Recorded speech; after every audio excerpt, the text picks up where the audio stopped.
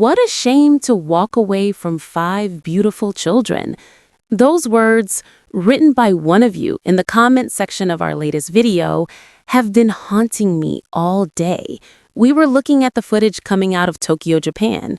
On the surface, it looks like a scene from a romance movie.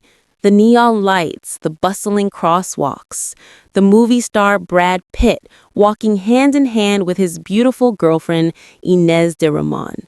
It's supposed to be a victory lap. It's supposed to show us a man who is thriving, who has moved on, who is living his best life. But why, when we watch it, does it feel so incredibly sad? Why does the comment section feel less like a celebration and more like a funeral for a family that once was? Another viewer wrote something that cuts right through the PR spin. This is fake theater for the whole world. And looking at the way Brad grips Inez's hand tightly, almost possessively, yet with a strange lack of intimacy, you can't help but feel that maybe, just maybe, this isn't a vacation. Maybe it's a distraction. We are seeing Brad Pitt parade Ines through the streets of Tokyo, but the question screaming in the silence is, why are you here, playing the role of the playboy boyfriend instead of fighting for the role of the father? There's a narrative out there that Angelina Jolie has banned him, that she is the reason for the distance. But as we watch Brad freely travel the world, looking younger and richer than ever, we have to ask the hard question. Is he being blocked, or is he choosing to walk away? Today, we are going to look past the fake theater. We are going to ignore the fashion and the flashbulbs. We're going to talk about the ghost that follows Brad Pitt to every continent, the ghost of the children he left behind. And we're going to ask why a man who has everything seems to have nothing real to hold on to. Welcome back. Let's talk about the loneliness of the long-distance father. Let's start by looking closely at what happened in Tokyo. I want you to really visualize the scene. Tokyo is a city of wonder. It is sensory overload in the best way possible. It is a place of anime, of technology, of history, of vibrant youth culture. When you walk through districts like Shibuya or Harajuku, the energy is infectious. Now, look at Brad. He is wearing a knit polo, trying to look casual, trying to blend in, yet standing out completely. He is holding hands with Ines, but as many of you pointed out, look at the body language. They look like acquaintances, one of you said. They've been together for 3 years, but look like they just met. There's a stiffness there. It's the grip. You know that grip? It's the way you hold someone when you are trying to prove a point to an audience, not the way you hold someone when you are lost in the moment with them. It feels performative. It feels like Brad is saying to the cameras, look at me, I'm happy. I am not the lonely divorced guy. I am the guy with the young, beautiful girlfriend in Japan. But here is the tragedy of that moment. Tokyo is exactly the kind of place you take your children. Imagine Brad walking down that same street, but instead of Ines, he is walking with Knox. Imagine him showing Knox the vintage clothing stores, the cool architecture. Imagine him taking Shiloh to see the art, or Zahara to explore the fashion districts. Imagine the laughter. Imagine the shared memories. That is what a father in his 60s, with his level of wealth and access, should be doing. He should be the tour guide to the world for his children. Instead, he's playing the role of the cool boyfriend. And the audience, you guys, are brutal because you are honest. You called him grandpa. You called Ines his playmate. It sounds harsh, but it reflects a deep psychological truth. There's a midlife crisis energy to this trip that is palpable. It feels like a man running away from his age, running away from his reality. Because if he stops running, if he stops dating, if he stops traveling, he has to sit in a quiet room and realize that his legacy is crumbling. This brings us to the elephant in the room. The excuse we always hear, the Angelina Jolie ban. Whenever we talk about Brad's distance from the kids, the immediate defense from his loyal supporters is, it's not his fault. Angelina won't let him see them. She has poisoned them against him. She is the gatekeeper. And I understand why people believe that. Angelina is a powerful woman. The divorce was contentious. Custody battles are ugly. It is entirely possible, even probable, that the environment in the Jolie house is not pro-Brad. But let's look at the logic of this Tokyo trip. Brad Pitt is one of the most powerful, wealthy men in the entertainment industry. He has private jets. He has teams of lawyers. He has freedom of movement. We see him in Japan. We see him in Europe. We see him at the F1 tracks. If a man has the resources to fly Ines de Ramon to Tokyo for a romantic getaway, does he not have the resources to fight for a weekend with his son? The Angelina ban theory starts to fall apart when you look at Brad's own choices.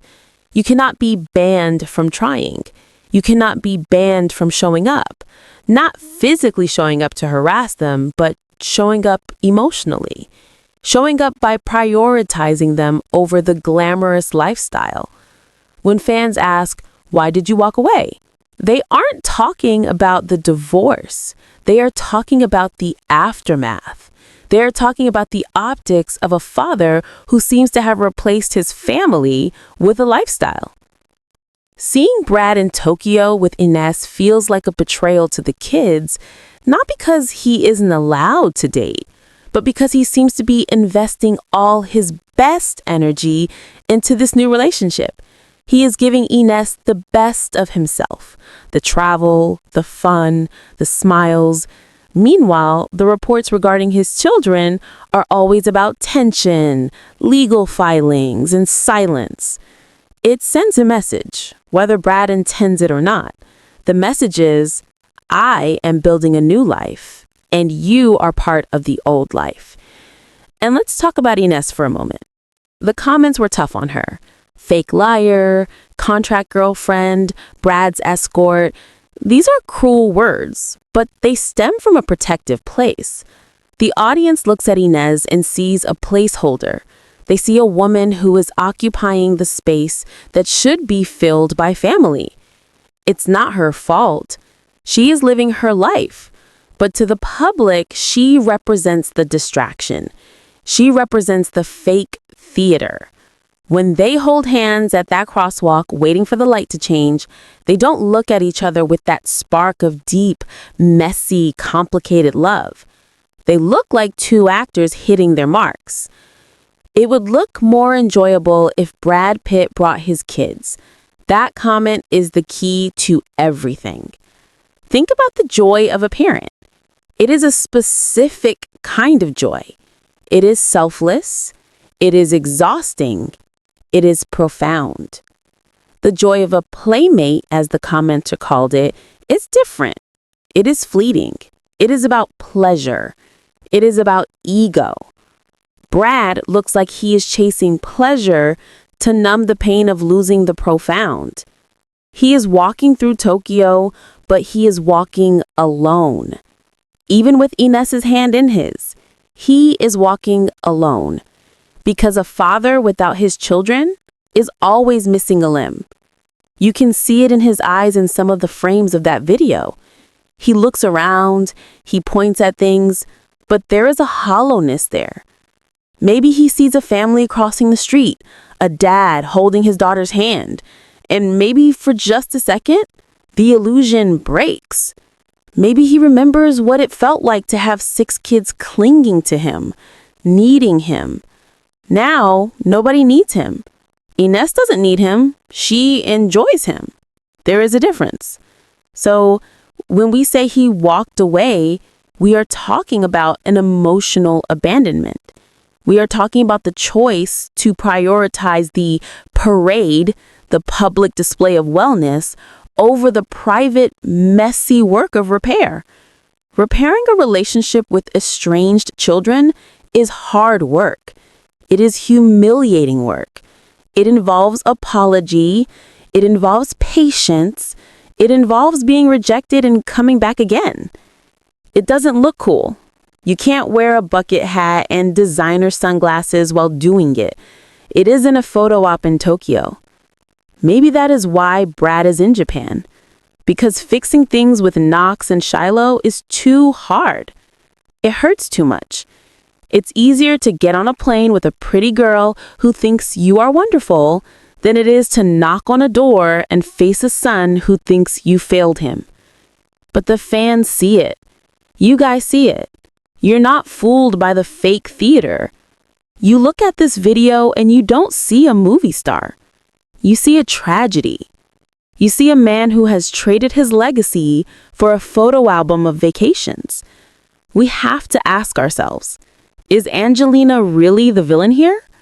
Or is she just the convenient excuse? If Angelina opened the door tomorrow, would Brad be there? Or would he be busy packing for the next trip with Ines? It's a painful question. But looking at him in Tokyo, parading his new life while his old life crumbles in silence, it's a question we have to answer. The grip on Ines's hand might be tight, but it's holding on to smoke. The only hands that matter are the ones he let go of. So the next time you see a headline about Brad Pitt's romantic getaway, look closer. Look for the joy. Is it real? Or is it the painted-on smile of a man who knows deep down that he is walking the wrong way? We want to believe that he is fighting for his kids. We want to believe the Angelina Ban theory because it gives us hope that he still cares. But actions speak louder than PR statements. And right now, Brad's actions are taking him to Tokyo, to Europe, to the red carpet, everywhere except home. What do you think? Is this trip a harmless vacation, or is it proof that Brad has walked away to start a new, easier life? Does the Angelina Ban excuse still hold water when he has so much freedom to travel? And to the person who wrote, "What a shame to walk away from 5 beautiful children," I think you spoke for all of us. Leave your thoughts in the comments. Let's unravel this theater together. And as always, if you want the truth behind the image, like and subscribe. I'll see you in the next video.